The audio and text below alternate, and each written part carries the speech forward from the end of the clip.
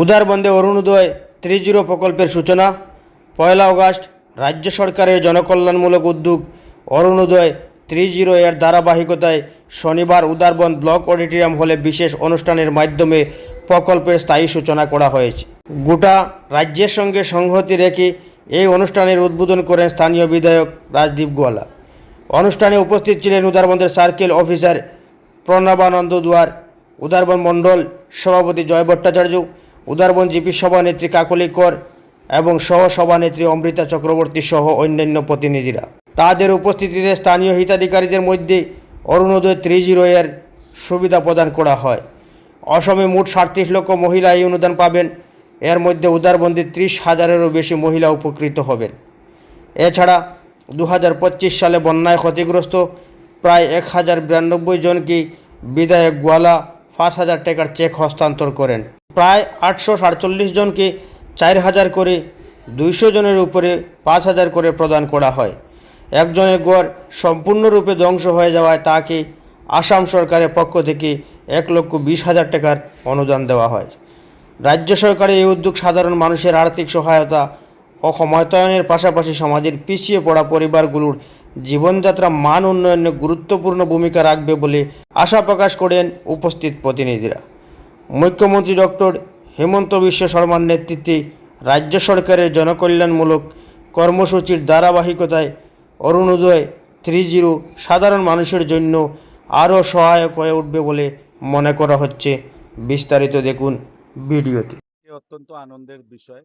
অরুণোদয় 3.0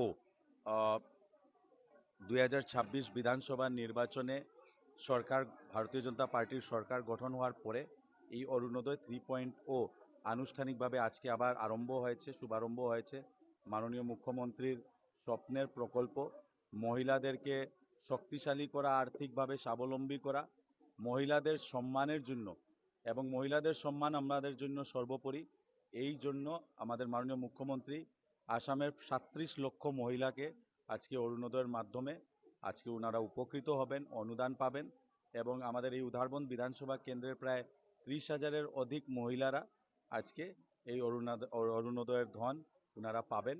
এবং তার জন্য আজকে আমি মাননীয় মুখ্যমন্ত্রীকে বিশেষ ধন্যবাদ জানাচ্ছি কি উনি এই যে প্রকল্পের মাধ্যমে লক্ষ লক্ষ মহিলা, লক্ষ লক্ষ পরিবারকে আর্থিকভাবে যে উনি সহায়তা করে যাচ্ছেন, তার জন্য আমি মাননীয় মুখ্যমন্ত্রী, আসাম সরকারকে বিশেষ ধন্যবাদ জানাচ্ছি। গত বছর 2025 ইংরেজিতে মে জুন মাসে যখন ফ্লাড আসে তখন অনেকেই ক্ষতিগ্রস্ত হয়েছেন। প্রায় 1092 জন আমাদের এই বিধানসভা কেন্দ্রের মানুষ যারা ক্ষতিগ্রস্ত হয়েছেন, উনাদেরকেও আজকে আমরা ডাইরেক্ট বেনিফিট ট্রান্সফারের মাধ্যমে উনাদের অ্যাকাউন্টে আর্থিক অনুদান, আর্থিক সাহায্য আসাম সরকারের পক্ষ থেকে দেওয়া হয়েছে।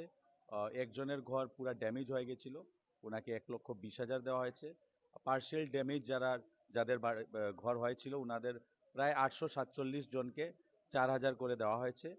আর যারা রিলিফ ক্যাম্পে ছিলেন, ফ্লাডের সময় যারা নিজের বাড়ি ছেড়ে যারা রিলিফ ক্যাম্পে যেতে বাধ্য হয়েছিলেন, প্রায় 200 অধিক, প্রায় 250 জন, ওনাদেরকে আজকে 5,000 করে দেওয়া হয়েছে। এবং তার জন্য আমি এই প্রকল্প, এই অনুদানটি অনেক ডিডিএমএতে ছিল। আমরা মাননীয় মুখ্যমন্ত্রীর সহযোগিতায় আজকে এই অনুদানটা আমরা যারা হিতাধিকারী আছেন বা ক্ষতিগ্রস্ত হয়েছিলেন ওনাদেরকে দিতে সক্ষম হয়েছি। তার জন্য আমি অনেক আনন্দিত।